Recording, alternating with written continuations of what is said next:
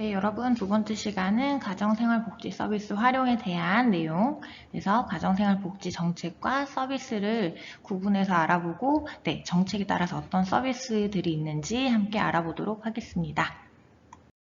지난 시간에 기억나시겠죠? 네, 가정생활복지 정책 중에 가족에 대한 소득 정책 지원 부분을 조금 하다가 넘어갔는데요.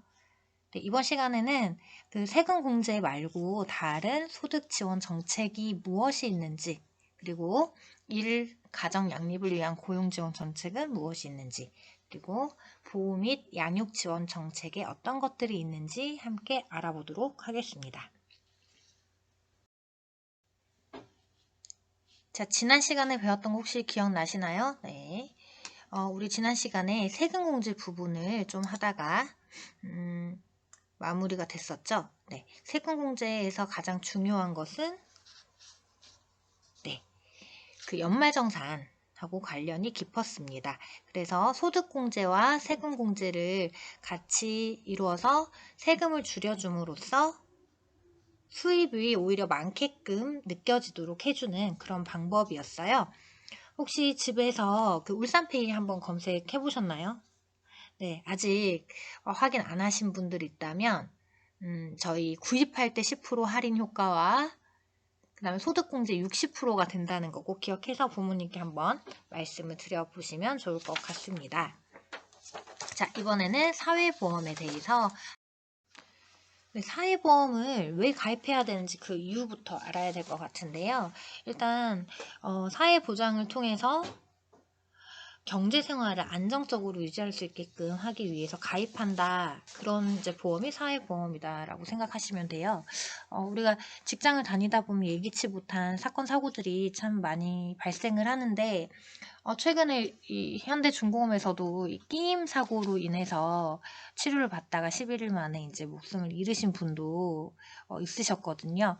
그래서 우리는 뭐, 이렇게 지금은 안전한 환경에서 생활을 하고 있지만, 직장이나 이런 데 갔었을 때 사건, 사고가 일어날 수도 있고, 그 다음에 또 요즘처럼 경기가 어려울 때 실직 같은 것들을 할 수도 있어서 생활이 굉장히 불안정해지는 그런 경우들이 발생할 수 있는데, 이거는 이제 개인적인 역량으로 해결을 하기가 좀 어려운 부분도 있잖아요. 그래서 국가나 사회 그리고 기업이 함께 이 위험 부담을 이제 하기 위해서 만들어진 보험이다라고 생각을 하시면 돼요. 자, 여기 이제 보면 4대 보험이라는 게 표시가 되어 있는데 아마 우리 학생들 아르바이트 해보신 분들은 아실 텐데 이런 업체에서 4대 보험을 가입을 해주느냐 안 해주느냐에 따라서 우리 이제 일하시는 노동자들 입장에서 처우가 굉장히 달라지는 걸 볼 수가 있어요. 여기 이제 특히 이번 사고처럼 큰 사고 났을 때 산재보험이 가입이 되어 있느냐 안 되어 있느냐에 따라서도 보상되는 범위가 달라지기 때문에, 그리고 이제 실업을 했을 때 고용보험에서 이제 일정 기간 동안 그동안 받았던 월급의 몇 프로를 지원해주고 뭐 이런 것들이 있기 때문에 요 4대 보험이 굉장히 중요한 그 취업에서 중요한 부분이라고 생각을 하시면 되고, 처음엔 이게 이제 다 흩어져서 각각 납부를 받다가 지금은 국민건강보험공단이라는 이제 공단에서 이 네 가지 보험을 함께 징수를 하고 있는 상태입니다. 자, 그리고 이제 사회보장했을 때 가장 우리가 기본적으로 생각할 수 있는 게 이 국민연금이라고 생각을 하면 돼요. 지금 우리나라 국민연금은 의무 가입으로 되어 있죠. 함께 홈페이지. 자, 이렇게 보시면 이제 국민연금 홈페이지 선생님 캡처를 한 부분인데요. 이 사이트에 가게 되면 이제 개인적으로 얼마나 내가 나중에 연금을 받을 수 있는지 가상으로 계산을 할 수도 있는 그런 프로그램들도 돌아가게 됩니다.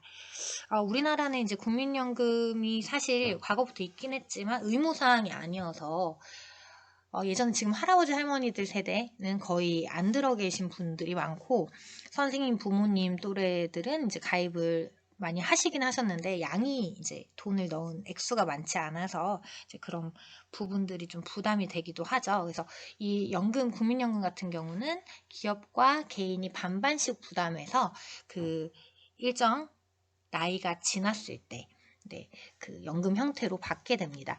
사실 이게 제가 선생님이 그렇게 얘기했잖아요. 일정 나이라고 얘기했는데, 과거에는 61세부터 받을 수 있었는데, 지금 차츰 늦어지고 있어요. 이제 고령화 사회 때문에, 이제 나이 드신 분들이 워낙 많고, 지급 받으셔야 될 분들이 많다 보니까, 좀 국민연금이 고갈되는 그런 모습을 좀 볼 수도 있거든요. 그래서 이 연금관리공단에서 운영을 좀 잘해서 수익을 많이 내게 된다면 좀 이런 부담이 줄어들지 않을까 이렇게 생각을 하고 있습니다. 하지만 우리가 대책 없이 그냥 아무 노후 대비를 하지 않는 것보다는 이렇게 나라에서 의무적으로 가입을 시켜서 최소한의 우리가 수입이라도 이제 확보를 해 놓게 된다면 노후에 조금 더 편안한 생활을 할 수 있을 테니까 그런 부분은 좋은 제도라고 생각하시면 좋을 것 같아요. 자, 다시 돌아와서 이제 세 번째로 기초생활보장제도를 한번 같이 볼게요. 자, 기초생활보장제도는 말 그대로 이렇게 공공부조라고 되어 있는데, 네, 우리가 왜 결혼식이나 아니면 뭐 장례식 이런 데 갈 때 부조를 한다라고 하잖아요. 그래서 도움을 준다는 의미죠. 그래서 공공적인 차원에서 아주 생계가 어렵거나 일할 능력이 안 되는 그 국민들에게 최소한의 생계비를 지원해주는 제도라고 생각을 하시면 될 것 같아요. 그래서 그 기준에 도달한 사람들을 우리가 기초생활수급자라고 이렇게 지칭을 합니다. 그래서 여기 이제 해당이 되면 어느 수준에 해당되는지에 따라서 지원되는 혜택이 다르죠. 그래서 기준을 같이 한번 보도록 하겠습니다. 네, 그럼 앞서서 나온 것처럼 기초생활수급자 지원을 받기 위해서 그 대상이 기준이 어떻게 되는지 한번 살펴보도록 할게요. 기초생활수급자 지원을 받으려면 중위소득이 30에서 35% 이하에 해당돼야 된다라고 했어요. 그러니까 이제 중위소득이라는 게 중요해지는데 뒤에 그 중위소득의 그 가구 수별 기준을 한번 보도록 할게요.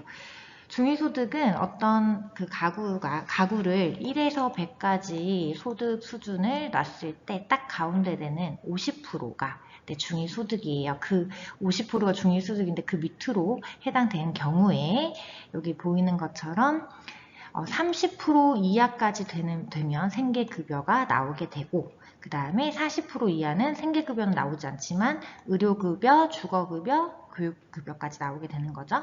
그리고 45% 이하가 되면 의료급여와 생계급여는 없지만 주거급여나 교육급여는 나오게 됩니다. 이해되시죠? 그래서 4인 가구 기준으로 봤을 때 중위소득이 올해 기준이에요. 2011년 기준으로 487만 6,290원이에요. 당연히 내년이 되면 또 이 기준은 조금씩 달라지겠죠. 작년보다 조금 올라간 그 소득이거든요. 네, 그래서 이렇게 보시면 되고 그래서 여기 30, 40, 45, 50에 해당되는 거를 봤더니 이렇게 된다면 내가 이렇게 혜택을 볼 수 있는 거예요. 그러니까 146만 2,880원을 버는 4인 가구는 이 네 가지 혜택을 다 볼 수 있는 것이죠. 이해되셨죠? 자, 아까 그럼 말했던 것처럼 어떤 가구는 4인 가구일 수 있고 어떤 가구는 그죠? 3인일 수 있고 어떤 가구는 또 더 많이 5인일 수도 있어요. 그랬을 때 중위소득은 여기 나오는 것처럼 달라지게 됩니다. 그래서 그 인원 수만큼, 가구 수만큼 몇 명인지에 따라서 받을 수 있는 게 달라지겠죠. 이렇게 구분하셔서 기준을 하시고 그래서 기초생활수급 대상자라고 했을 때는 무조건 어떤 그 소득이 정해진 소득에서에 대해서 모든 급여 혜택을 받는 것은 아니고 그 급여 혜택을 받을 수 있는 게 퍼센트가 정해져 있다는 정도로 기억을 해두시면 되겠습니다. 그 다음에 그 신청을 하는 방법을 아는 게 좋을 것 같아요. 그래서 선생님 여기 지금 복지로 사이트에 들어왔는데요. 이거는 제가 따로 영상을 만들어서 복지로 안에 그 사이트 안에서 어떻게 활용을 하는지 촬영을 해 둘게요. 일단 복지로라는 사이트명을 검색을 하게 되면 이 페이지가 나오는데요. 여기서 복지 서비스 신청하기 그리고 복지 서비스 신청하기를 누르게 되면 내가 해당되는 게 뭐가 있는지 왼쪽에 쭉 나오게 돼요. 그래서 이쪽에 저소득층 부분에 가서 주거급여, 교육급여, 그 다음에 장지급여 같은 것들을 신청할 수 있게 됩니다. 지금 이 사이트는 선생님이 기초생활 수급 대상자를 설명하려고 잠깐 보여준 건데 복지로 사이트 들어가면 지금 화면에 보이는 것처럼 다양한 이런 각종 복지 혜택을 신청할 수 있는 것들이 아주 다양하게 잘 나와 있다는 거 알고 계시고 다 조금 있다가 다 같이 한번 활용을 해보도록 하겠습니다. 자, 두 번째로 복지생활 정책 중에 큰 카테고리 중에 두 번째가 일가정 양립을 위한 고용지원 정책이에요. 여기 보게 되면 우리가 가정생활이 안정돼야 일도 정상적으로 할 수 있잖아요. 예를 들면 아이를 낳았는데 고용이 불안정하다. 아이 키우느라 회사를 조금 빠지고 싶은데 그럼 퇴직이 된다. 이러면 휴직하기가 굉장히 어렵고 아이를 출산하기도 부담스러운 게 사실이에요. 현대사회에서 지금 출산율이 낮아지고 또 결혼을 하려는 사람들이 줄어든 이유 중에 하나도 이런 부분이 워낙 크다 보니까 이 부분을 어떻게 안정적으로 정책적으로 만들면 사람들이 많은 아이를 낳고 그 다음에 또 잘 키울 수 있을지 이거에 대한 고민이 아주 지금 큰 부분인 거죠. 첫 번째 나오는 게 출산 전후 휴가 제도라는 게 있습니다. 일단 아기를 출산하게 되면 몸조리하는 시간도 필요하고 신생아 때는 아무래도 엄마의 이제 보살핌이 많이 필요하다 보니까 기본적으로 그러니까 한 명이 태어났을 때 쌍둥이였을 때 이렇게 나눠서 보게 되면 보통은 출산 전후 휴가를 90일 정도로 주고 있어요. 그리고 쌍둥이인 경우에는 120일로 이제 보장을 하고 있고 이때는 출산 전에 받았던 급여를 휴가 중이지만 100% 지급을 하는 것을 원칙으로 하고 있습니다. 그러니까 3개월을 쉬는 동안에도 우리가 이제 근무하는 거랑 똑같은 소득을 받게 되는 거죠. 그래야 이제 아이 키우는데 부담이 없을 테니까요. 자, 그 다음에 이렇게 휴가를 썼는데 나는 조금 더 아기를 키우고 싶다. 그랬을 때 쓰는 게 육아휴직 제도예요. 자, 이 육아휴직 제도에서 최근에 이제 중요해진 게 어느 부분이냐면 여자만 쓸 수 있었던 시절도 있었는데 최근에는 이제 남자 여자 아이가 있는 남자 여자 근로자는 누구나 1년 이내에 쓸 수 있다. 근데 기준이 있겠죠.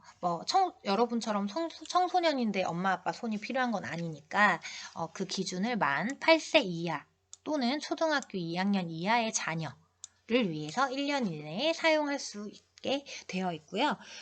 보통 육아휴직을 했을 때는 이제 시기별로 조금 차이는 있겠지만 기존에 받던 소득의 한 80% 정도를 보장을 하게 이제 명시가 되어 있습니다.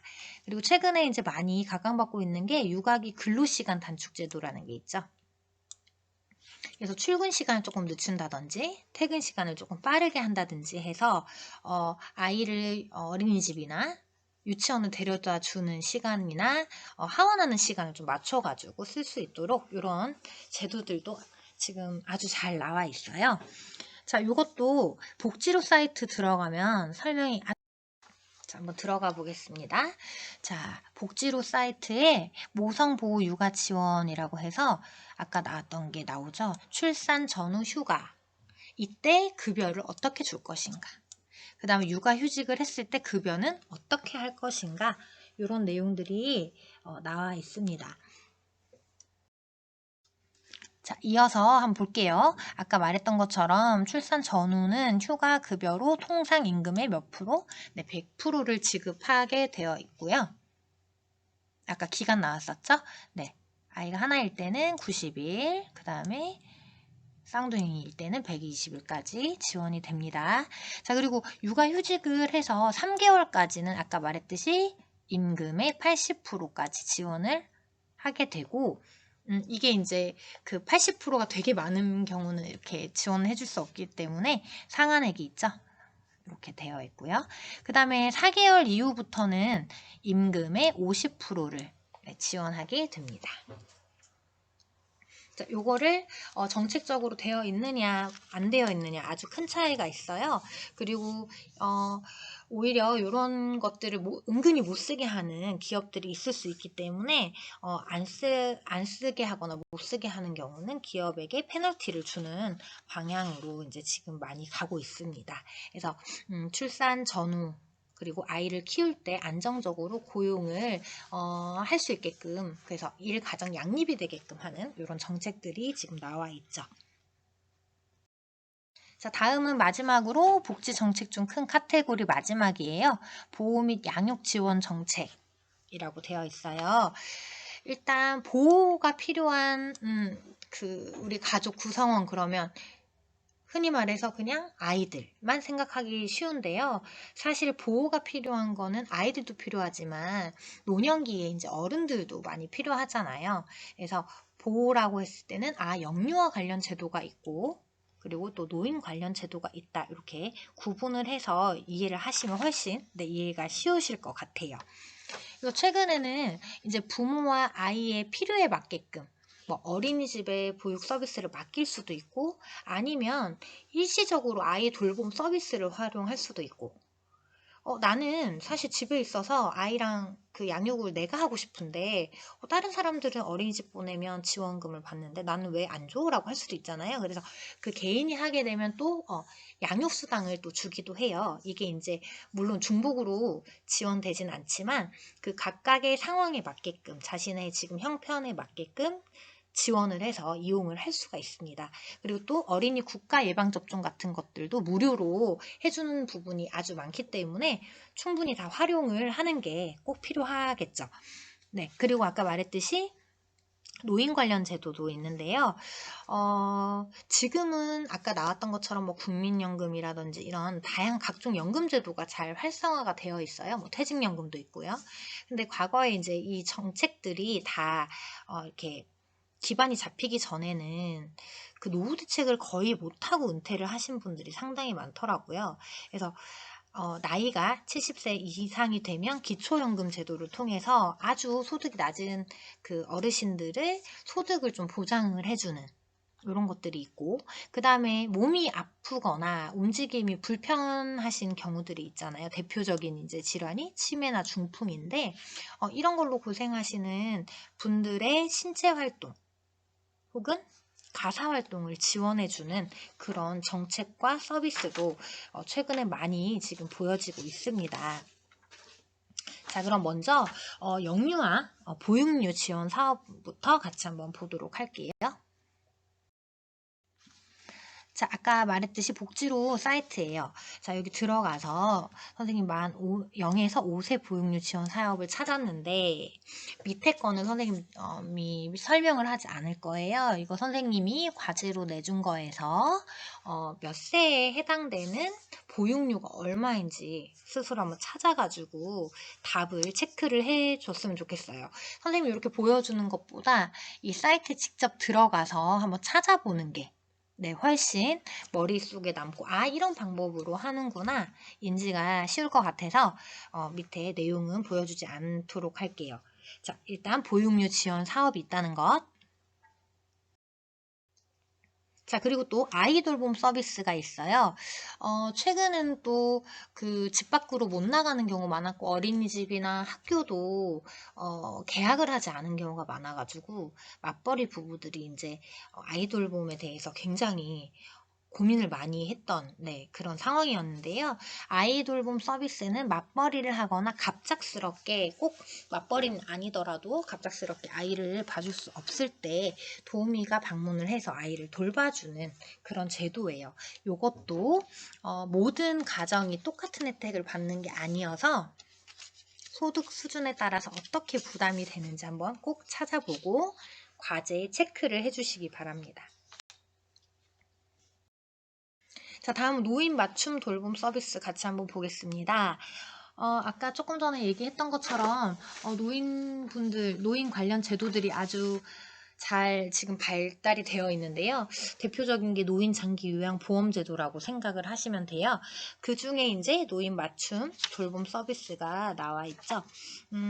요것도 밑에 이제 한번 찾아보시고 어떤 분들이 어떤 기준에 맞게끔 하시는지 검색을 한 다음에 과제 체크를 꼭 해보시기 바래요. 자, 노인 맞춤 돌봄 서비스가 있고, 그 다음에 최근 많이 화두가 되는 게 치매, 네, 관련된 거예요. 치매. 치매는 그 경중이 있기 때문에 어떤 분들은 굉장히 심한 사람, 중증이신 분이고, 어떤 사람들은 또 경증이신 분들이 있잖아요. 그래서 그 상황에 맞게끔 지원되는 서비스나 액수가 달라지거든요. 이것도 직접 들어가서 이 제목 맞춰서 검색을 해보시면 소득 수준과 등급에 따라 어떻게 차이가 나는지 볼 수가 있을 거예요. 그래서 모든 돈이 많은 사람까지 지원해 줄 필요는 없으니까 소득은 얼마 네, 이하, 그 다음에 등급에 따라 어떤 혜택이 있는지도 꼭 한번 점검을 해주세요. 자, 그러면 지금까지는 정책을 봤고요. 이번에 서비스를 같이 한번 보도록 하겠습니다. 정책 안에 서비스가 있다는 것, 지난 시간에 설명을 했었고, 가정생활 복지 서비스는 일단은 조금 정책은 뭔가 간접적으로 제도를 통해서 하는 거라면, 서비스는 말 그대로 직접적으로 제공을 해주는 거예요. 그래서 내 몸으로 체감을 할 수 있는 거죠. 여기 나오는 것처럼 뭐 가족 상담, 가족 생활 교육, 그리고 가족 생활 주기별 복지 서비스 이렇게 나오게 돼요. 이 중에 선생님 중요한 건 요 이제 세 번째 거라고 생각을 하는데요. 어떻게 보면 요 안에 이 나머지 것들이 포함이 되다 보니까 가족 상담하고 가족 생활 교육은 이런 것도 우리가 무료로 혹은 그냥 전화 상담이나 이런 걸로도 충분히 가능하다라고 아시면 될 것 같아요. 먼저 가족 상담과 가족 생활 교육 내용부터 같이 보도록 하겠습니다. 자, 가족 상담은 우리가 가족을 형성하고 확대하고 축소되는 다양한 그 주기가 있잖아요. 그래서 그때그때마다 어려움이 생길 수 있어요.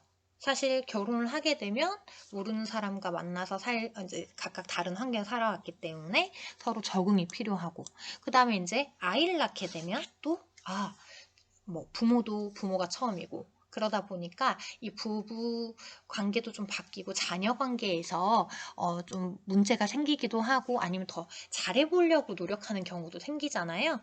그래서 그럴 때 이제 가족 관계에 초점을 두고 상호 이해를 증진하기 위해서 상담을 지원하는 서비스가 가족 상담 서비스입니다. 자, 그리고 이거를 함으로써 자연스럽게 이제 가족 생활 교육이 진행이 되겠죠. 그래서 요새처럼 이제 경기가 어렵거나 아니면 소득이 줄거나 했을 때 가족 구성원들이 어떻게 스스로 문제를 좀 해결하고 서로 도와가면서 우리 가족들의 그 관계가 돈독해지고 해체를 막아줄 것인가, 이런 것들을 교육하는 부분이 가족 생활 교육이라고 볼 수 있어요. 선생님이 한번 찾아봤거든요. 가족 상담 지원, 사업 지원 한번 찾아봤는데 같이 한번 보도록 하겠습니다. 네, 요 정부24라는 우리 민원 같은 것도 이제 처리하고 하는 사이트인데요. 네, 여기 들어가 보면 가족 상담 사업 지원에 대한 내용이 아주 잘 나와 있어요. 그래서 이 관계 기관도 나와 있죠. 여성가족부에서 이제 진행을 하고 있고 어떤 내용이 있는지도 이렇게 나와 있습니다. 여기 보시면 이용 방법이 나와 있죠. 일단 면접 상담도 할 수 있고 뭐 전화 상담, 사이버 상담, 그다음 집단 상담 이런 것들 다양하게 하고 있고, 이런 거 이제 궁금하거나 문의를 하고 싶다 하면 전화번호가 나와 있어요. 여기 전화를 하셔가지고 가까이에 우리 가족 건강가정지원센터가 있다 그러면 이제 면접 상담을 하면 참 좋겠죠 하고, 그 다음에 방문하기 좀 어려운 상황이면 전화로도 충분히 상담을 할 수 있고, 뭐 전화 상담을 하다가 면접 상담이나 집단 상담으로 또 이어지는 경우도 생기거든요. 이런 식으로 해서 우리 가족의 위기라든지 아니면 관계의 회복을 도움을 주어서 가족 해체를 막는 그런 서비스라고 생각을 하시면 돼요. 자, 그러면 선생님이 가장 중요하다라고 생각했다는 가족 생활 주기별 복지 서비스 한번 같이 보도록 할게요. 우리가 가족이 형성되고 그 다음에 확대되고 축소할 때까지의 과정을 가족 생활 주기라고 해요. 근데 지난번에 우리 제일 처음에 나온 것처럼 그 가족의 생애 주기에 따라서 각각 필요한 복지나 뭐 요구 사항이 다 달라요. 그래서 그 가정의 상황에 맞게끔 맞춤식으로 복지를 서비스를 제공하기 위해서 이렇게 좀 구분을 해 두었어요. 자, 가정 형성기, 그죠? 가정 확대기, 축소기, 각각 뭐가 필요한지 한번 살펴보도록 하겠습니다. 자, 가족 생활 주기별 복지 서비스를 보게 되면 형성기에는 보통 이제 신혼부부 지원이 필요하죠. 신혼부부한테 가장 필요한 게 뭘까요?